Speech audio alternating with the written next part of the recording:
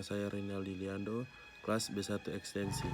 Penanganan intoksikasi makanan, obat, dan binatang berbisa.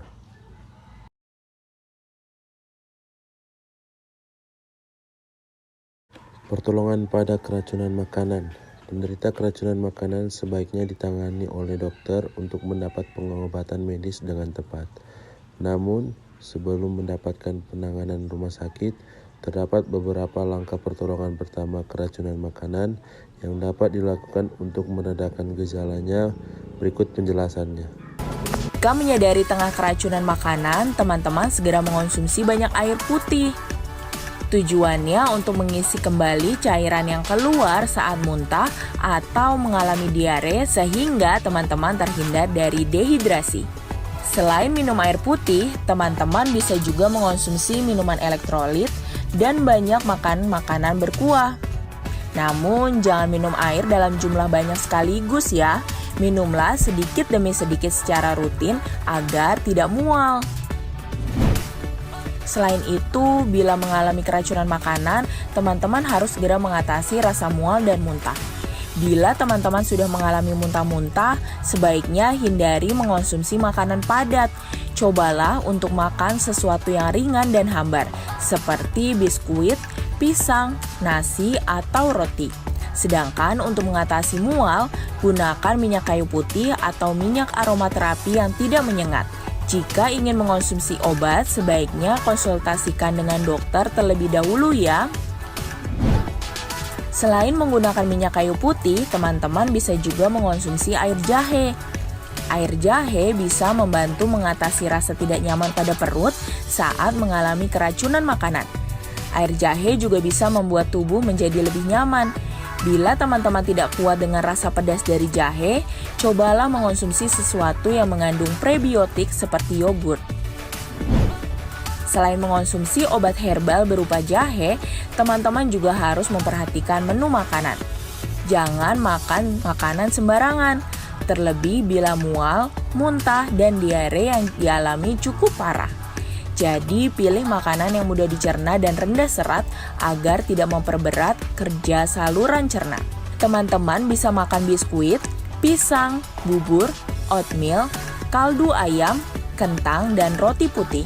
Selain itu, teman-teman juga bisa minum beberapa jenis teh herbal seperti chamomile, peppermint, dan dandelion yang memiliki efek menenangkan perut.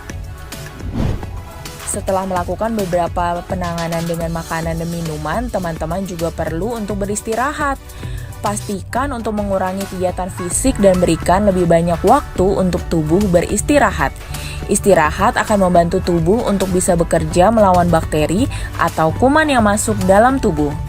Bila teman-teman mengalami demam hingga 38 derajat Celcius, nyeri hebat atau kram perut, diare lebih dari 3 hari, hingga tidak bisa mengembalikan keseimbangan cairan tubuh, sebaiknya segera cari bantuan medis ya. Pertolongan pada keracunan obat. Jika seseorang mengalami keracunan obat, segeralah hubungi ambulans atau bawa ke rumah sakit terdekat agar dapat diberikan penanganan secepatnya sambil menunggu bantuan medis datang.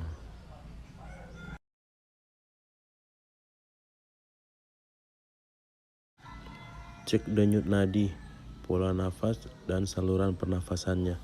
Lalu bila penderita tidak merespon ketika dipanggil, tidak terdengar detak jantung, serta tidak teraba denyut nadi, lakukan resusitasi jantung paru atau RJP, yaitu dengan memberikan nafas buatan dan penekanan pada dada. Jangan biarkan atau menyuruh penderita muntah, kecuali petugas medis menyarankan demikian. Jika penderita muntah dengan sendirinya, segera bungkus tangan Anda dengan kain, lalu bersihkan jalan nafas, yaitu tenggorokan dan mulut orang tersebut dari muntahan. Sebelum para medis datang, baringkan tubuh penderita menghadap ke kiri dan buatlah penderita berada pada posisi yang cukup nyaman. Jangan memberikan penderita makanan atau minuman ataupun yang dianggap mampu menetralisir racun seperti cuka, susu, atau jus lemon. Jika penderita tidak sadarkan diri, jangan memberikan atau memasukkan apapun ke dalam mulutnya. Pertolongan pertama setelah digigit ular berbisa adalah dengan mencegah penyebaran bisa ular agar tidak meluas. Selama menunggu bantuan medis tiba, berikut ini beberapa hal yang bisa Anda lakukan dan hindari saat memberikan pertolongan pertama.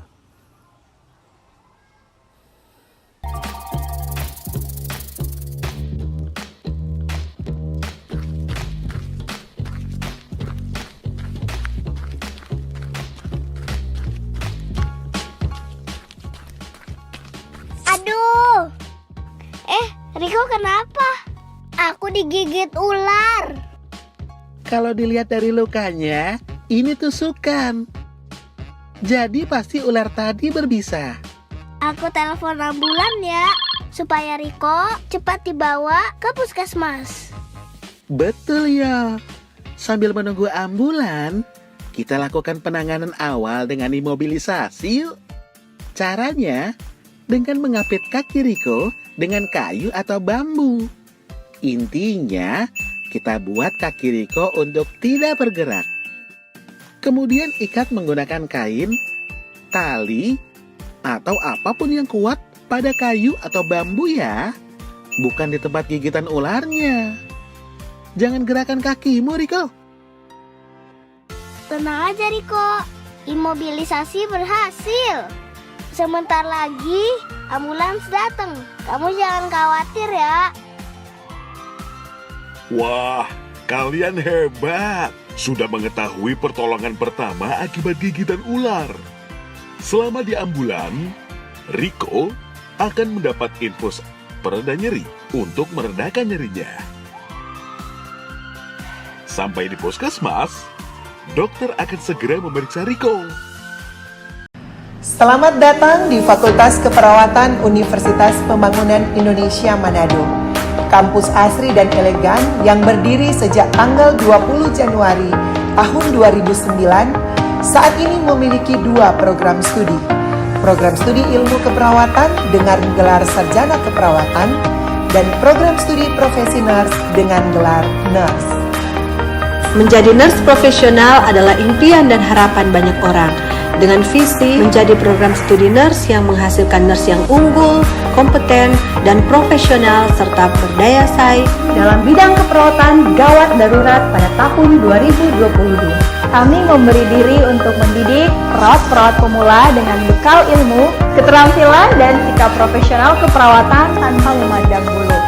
Kami telah mengasah diri kami dengan pendidik berkelanjutan bahkan kompeten di bidang masing-masing.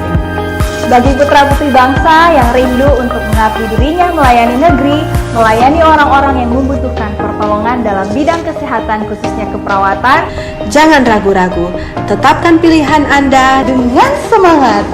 Baku-baku bantu, baku backing pandai. Kami siap mencetak Anda menjadi nurse profesional.